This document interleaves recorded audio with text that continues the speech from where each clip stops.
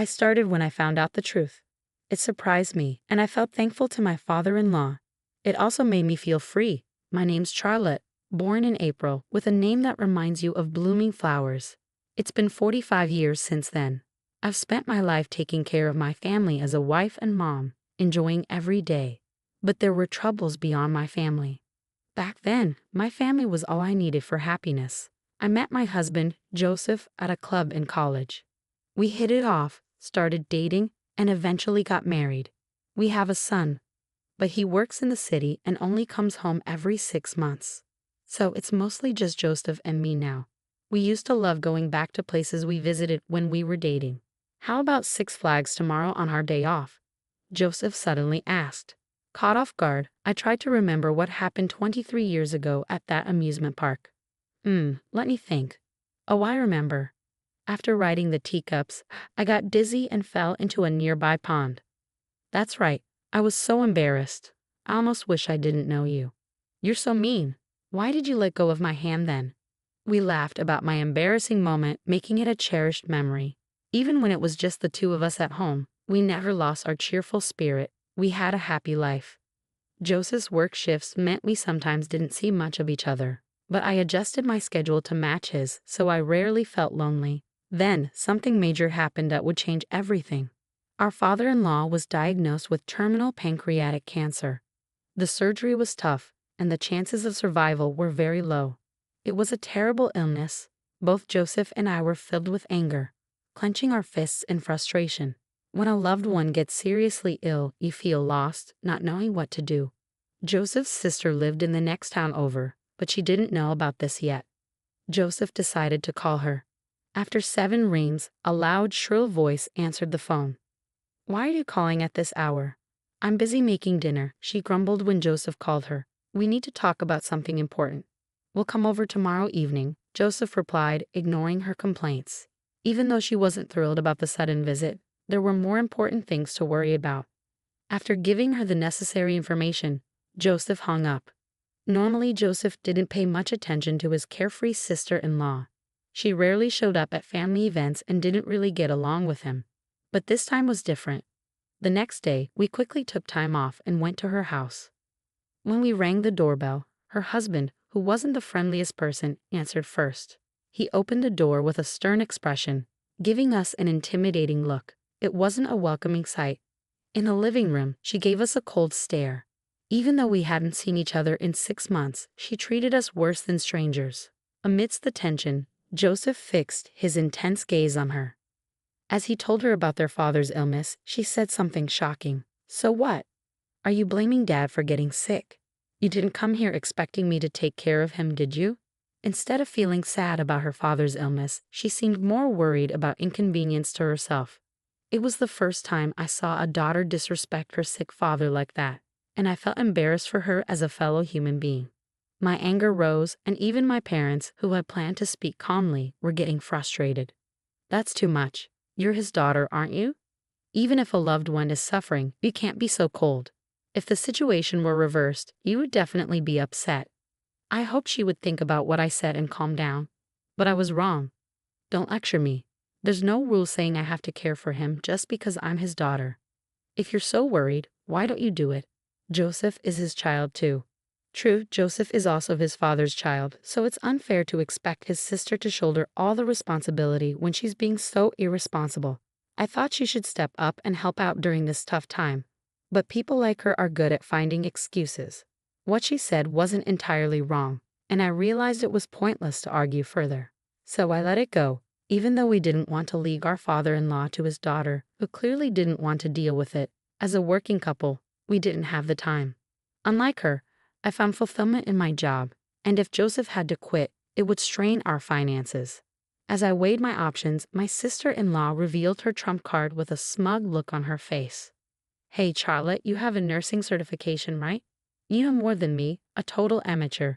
It'd be best if you took care of him. Patients feel better with a professional, don't they?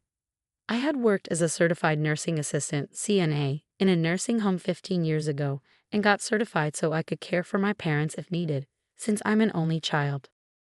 Knowing it would be pointless to argue with my sister-in-law further, we decided to go home and think things over.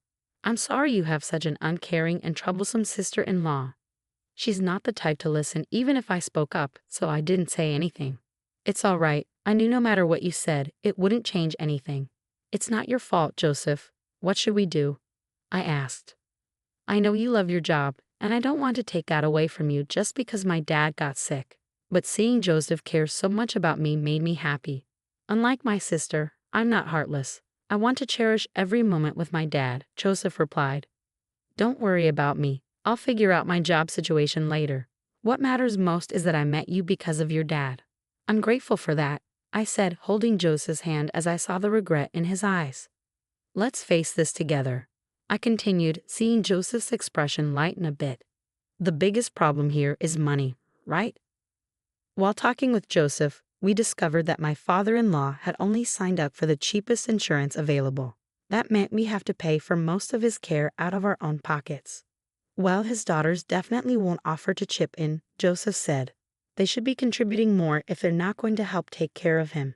Their lack of reliability was disheartening, even though I hadn't expected much from them to begin with. Taking care of a sick person requires finding motivation when you're at your lowest. It's not an easy task. It felt like a battle with myself. The next day, I made the tough decision to leave my job in the bar kitchen, where I enjoyed working with the younger staff. When I explained the situation, everyone understood, though they were disappointed to see me go. Please come back when you can, they said. Their words gave me strength and became my motivation for the challenges ahead. With that, I headed straight to the hospital where my father-in-law was waiting. When I arrived, I saw my father-in-law sitting quietly with his back to the entrance. I couldn't tell if he was looking out the window or sleeping, but his loneliness and sadness were palpable, and I couldn't find the right words to speak. After about 30 seconds, I took a deep breath and approached him. As I tried to gather my thoughts, my father-in-law spoke first. Charlotte, thank you for coming. I'm sorry to be such a burden, my father-in-law said, his face softening as he greeted me. Then a look of worry crossed his face, his expression darkening. Despite his illness, he was so considerate. It angered me that his own daughter, my sister-in-law, couldn't be bothered to be here. Please let me know if there's anything I can do for you, I replied. I knew I couldn't understand the pain of his illness, but I wanted to support him as best as I could. After finishing my morning tasks, I made the 40-minute journey to the hospital every day. I used to drive to work, but now I took the bus to spend more time with my father-in-law, even if it meant less sleep. The bus rides were calming, giving me a brief break and some energy for the tough days ahead. As I watched my father-in-law's health decline, I poured my heart and energy into making him comfortable. The medical procedures, like IVs and medication, were necessary but complicated. Unlike a simple IV for a cold, he needed a catheter placed near his heart through surgery below his collarbone. It was distressing, but it was the best we could do since he wasn't a candidate for surgery. Try this, I said, handing him a Walkman. My father-in-law loved karaoke and used to practice daily, but his hospitalization had stopped that. I wanted him to keep his passion for music alive, so I loaded his favorite songs onto the Walkman as a gift. He put on the headphones and pressed play. Instantly, his face lit up with joy. I thought I wouldn't be able to listen to music anymore. Thank you so much. Now I have to win another karaoke competition when I get discharged, my father-in-law said with a smile. I felt a bit relieved. Despite the unfamiliar hospital environment and tough daily treatments, he never complained. In fact, he seemed more worried about me. Sorry for causing you trouble and expenses. I wish we had traveled more with you and Joseph. I've always wanted to go to that place, he said, showing me a picture on his phone. It was a field full of lavender flowers. Wow, that's beautiful, I exclaimed. This place used to be just a field, but now it's turned into such a beautiful spot because of urban development. Lavender is my favorite flower. My father-in-law's eyes sparkled.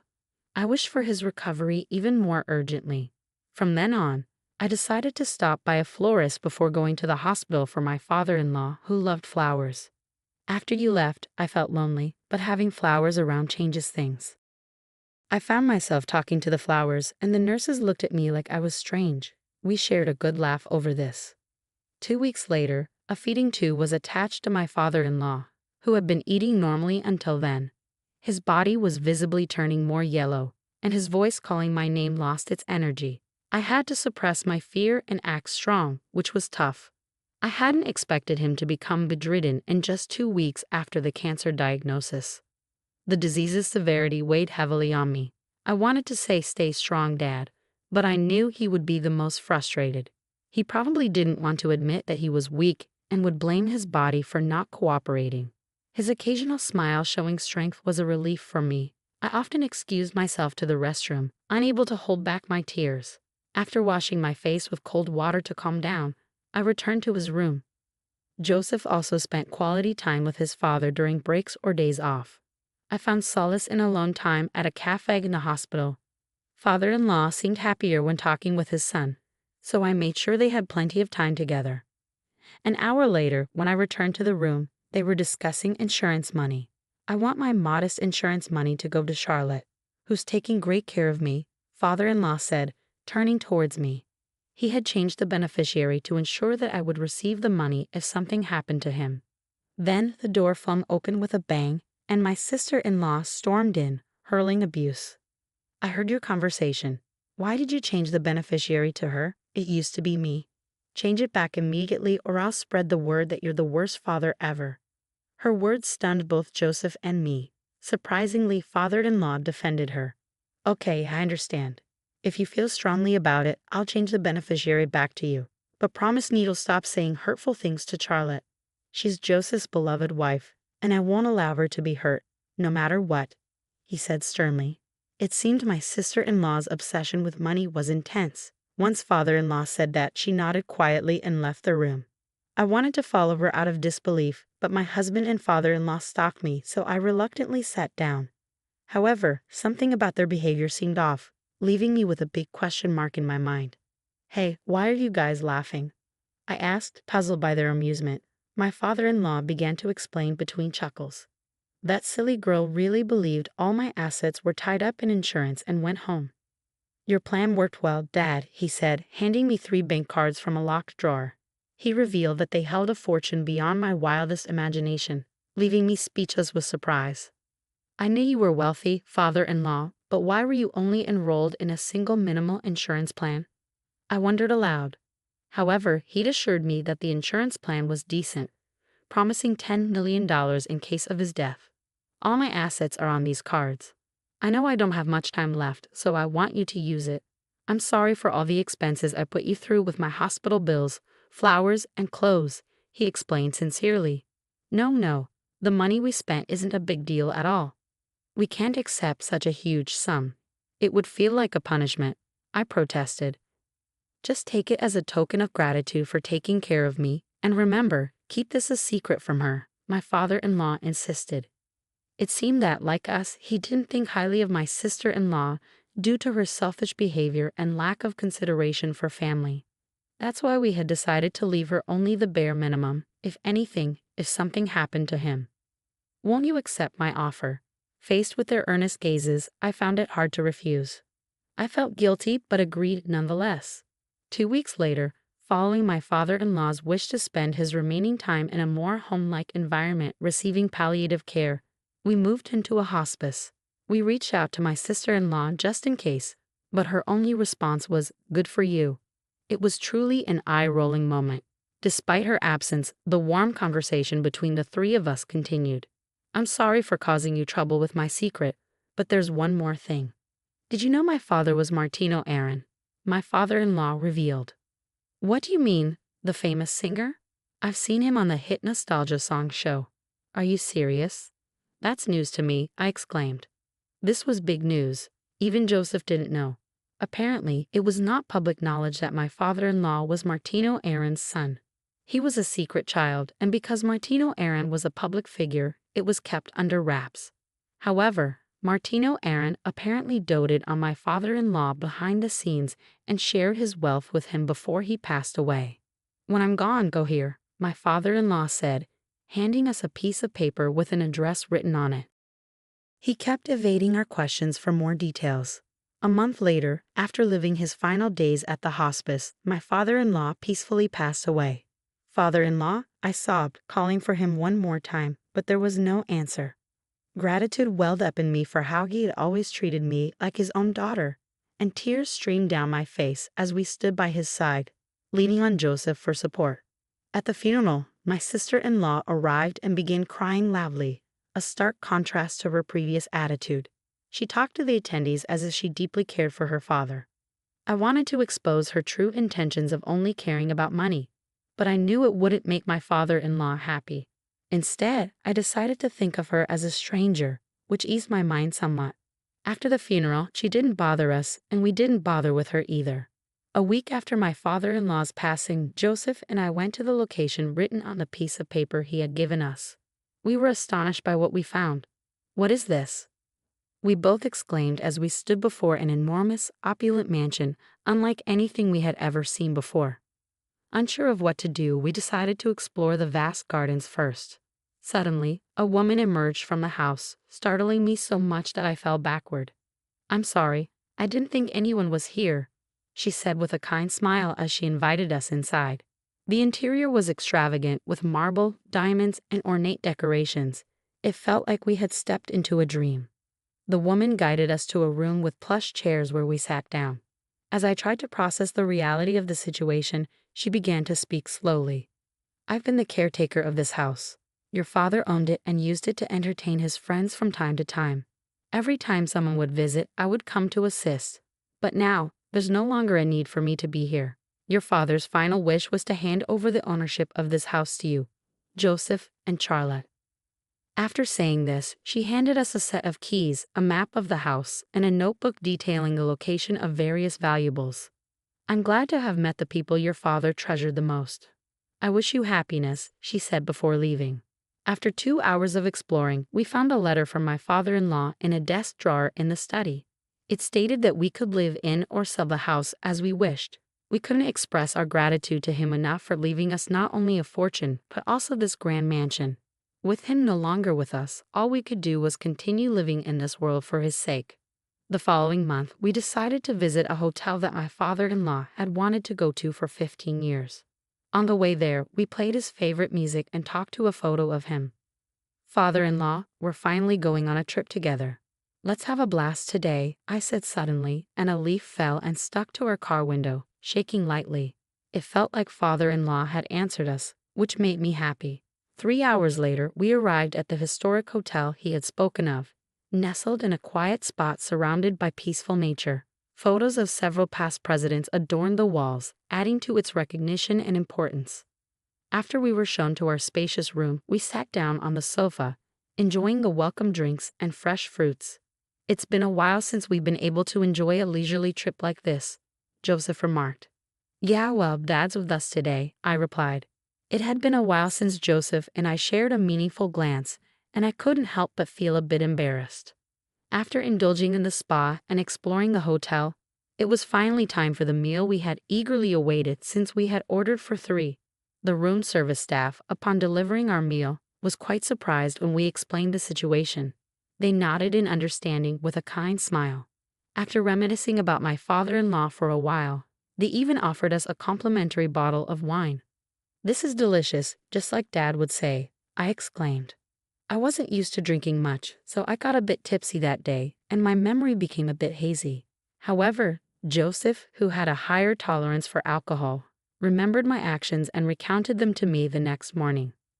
"Last night, you kept caressing Dad's picture and saying, 'I love you.' You've said that to me only a few times. I felt a bit jealous of Dad," he said, laughing. As we drove along a different route than the day before, we shared this humorous anecdote. Then suddenly, we spotted it. Lavender blooming as far as the eye could see. There was no mistaking it. This was the place my father-in-law had shown us in the photo. Embraced by the gentle beauty of the lavender, I felt invigorated, no longer trapped in sadness, but eager to face forward. Dad told me once that Mom used to gaze at the lavender a lot before she passed away, Joseph shared. Realizing that my father-in-law had brought us here out of love for his wife touched my heart deeply. Since then, we've started bringing lavender to the grave. It has become a precious flower for our family, warming our hearts and spirits. Once we returned to our normal lives, we began spending our weekends in the luxurious house my father-in-law left us. Thanks to this, every week felt like a vacation.